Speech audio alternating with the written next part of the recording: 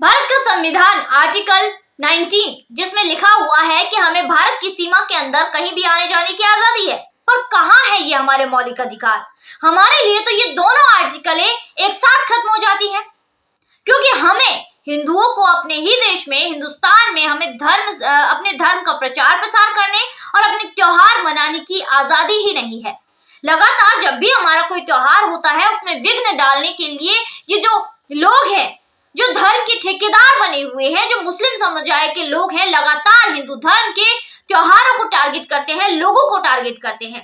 हाल ही में पश्चिम बंगाल में शोभा यात्रा रामनवमी के दिन 30 मार्च को निकाली जा रही थी, जिस दौरान वहां के जो मुस्लिम समुदाय के लोग हैं उन्होंने हिंदू धर्म की शोभा यात्रा को टारगेट किया। उसमें दंगे किए, लोगों को नुकसान पहुंचाया, शोभा यात्रा को नुकसान पहुंचाया, दुकानें फूंक दी गई, गाड़ियां फूंक दी गई, जिस पर ममता बनर्जी जो पश्चिम बंगाल की सीएम है उनसे बातचीत की गई, उनसे कुछ सवाल पूछे गए तो उनका सीधा सीधा बयान ये आया कि हिंदू धर्म के लोगों को उस एरिया में नहीं जाना चाहिए था। क्यों भाई? दूसरी तरफ संविधान कहता है कि हम भारत में किसी भी एरिया में जा सकते हैं, कहीं भी जा सकते हैं, पूरा भारत हमारा घर है, हम पूरे भारत में कहीं भी जा सकते हैं, हमारा संविधान ये कहता है। और दूसरी तरफ ममता बनर्जी कहती है कि हिंदू धर्म के लोगों को उस एरिया में नहीं जाना चाहिए था। सिर्फ ये जो संविधान है ये दूसरे धर्म के लोगों के लिए लागू होता है, क्यों हिंदू धर्म के लिए क्यों नहीं लागू होता? दोस्तों, हमारे हिंदू धर्म को लगातार टारगेट किया जा रहा है, लगातार हमारे त्योहारों को मनाने से रोका जा रहा है।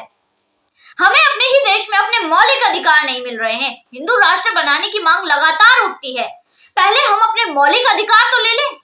भारतीय होते हुए हम अपने मौलिक अधिकार हमारे पास नहीं है। कई ऐसे एरिया हैं, दिल्ली में देख लीजिए या किसी और शहर में देख लीजिए, जो ये मुस्लिम समुदाय की जो गलियां हैं, यहाँ पर कहा जाता है कि हिंदुओं का आना बैन है, यहाँ पर हिंदू आ ही नहीं सकते, जबकि संविधान कहता है कि हम पूरे देश में कहीं भी जा सकते हैं। तो लगातार हमारे जो मौलिक अधिकार हैं उनका हनन हो रहा है। आर्टिकल 19, आर्टिकल 25 ये तो हमारे लिए यूं ही खत्म हो जाते हैं। दोस्तों, दूसरे देशों में ऐसा नहीं है। दूसरे देशों में हमें ज्यादा आजादी है अपने धर्म को मनाने की, अपने त्योहारों को मनाने की, जबकि हिंदुस्तान में ही हमारे धर्म को, हमारे त्योहारों को मनाने की हमें आजादी नहीं है।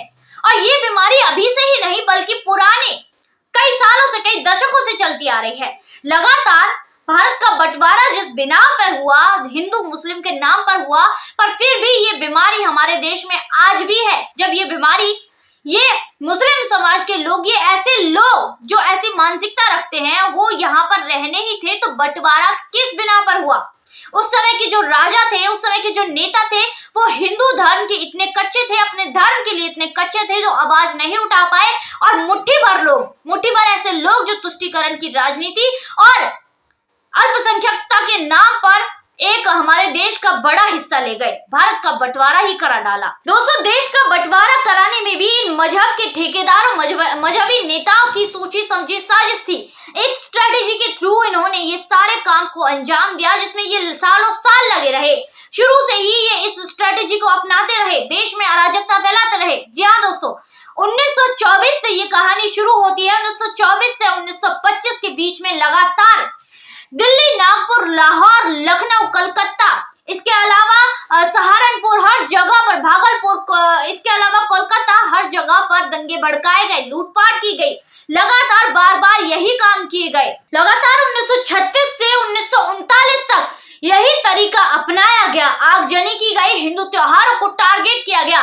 कभी आप होली नहीं मना सकते तो कभी दिवाली नहीं मना सकते। दिवाली, होली और जो बड़े बड़े त्योहार हैं, तब दंगे किए गए कि इनके त्योहारों में विघ्न डले, ये त्योहार ना मना पाए। यही स्ट्रेटेजी सालों साल चलती रही, जिसके बाद 1946 में जिन्ना ने अपनी ताकत दिखाने के लिए, मुस्लिम ताकत दिखाने के लिए डायरेक्ट एक्शन डे शुरू कर दिया। कांग्रेस और ब्रिटिश सरकार को अपनी ताकत दिखाने के लिए ये डायरेक्ट एक्शन 1946 शुरू किया गया और यहाँ पर 4000 से ज्यादा लोगों की जान चली गई और लाखों बेघर हो गए। इसी के चलते 1946 में अक्टूबर नवंबर में पूर्व बंगाल के नोआखाली जिले में लगातार 72 घंटे तक एक दंगा चला, जिसमें भारी संख्या में लोगों ने अपनी जान से हाथ धो बैठे। 6,000 से ज्यादा लोग मारे गए, 20,000 से ज्यादा लोग गंभीर रूप से घायल हुए और लाखों लोगों के घर छिन गए। जो लोग अपने घर में बसे हुए थे उन लोगों के घर भी छिन गए, जिसके चलते कांग्रेस सरकार ने जिन्ना के आगे घुटने टेक दिए और देश का बंटवारा कर बैठे। लगातार नेहरू जी के द्वारा यही कहा गया कि हमारे देश में ये जो माहौल है दूसरा देश इन्हें देने से ये सारा माहौल खत्म हो जाएगा, रोज रोज के दंगों से छुटकारा मिल जाएगा और हिंदू भी ये शांति मानने लगे कि अगर जमीन का टुकड़ा देने से ये लोग शांत होते हैं तो इन्हें देने दे, हमें शांति चाहिए। पर ये शांति है कहाँ? बंटवारे के वक्त 10 लाख से ज्यादा लोग मारे गए और जिसके बाद जिन्होंने मुस्लिम लीग को यहाँ पर सपोर्ट किया था, वोट दी थी और वो लोग यहीं पर रह गए, सौगात के तौर पर यहीं पर रह गए और आज देश वही भुगत रहा है। इन लोगों ने, देश के बड़े नेताओं ने, कांग्रेस ने इन लोगों के सामने घुटने टेक दिए, मुस्लिम देशों के सामने घुटने टेक दिए।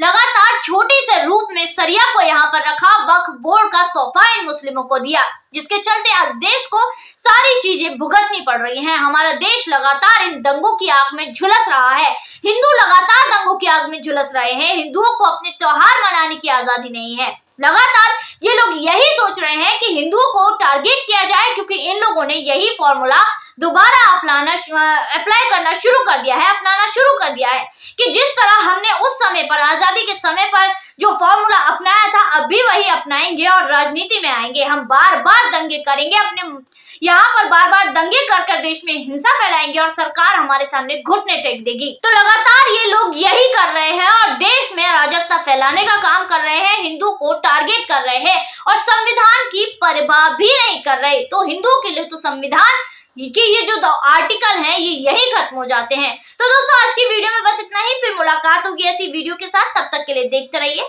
Think tank.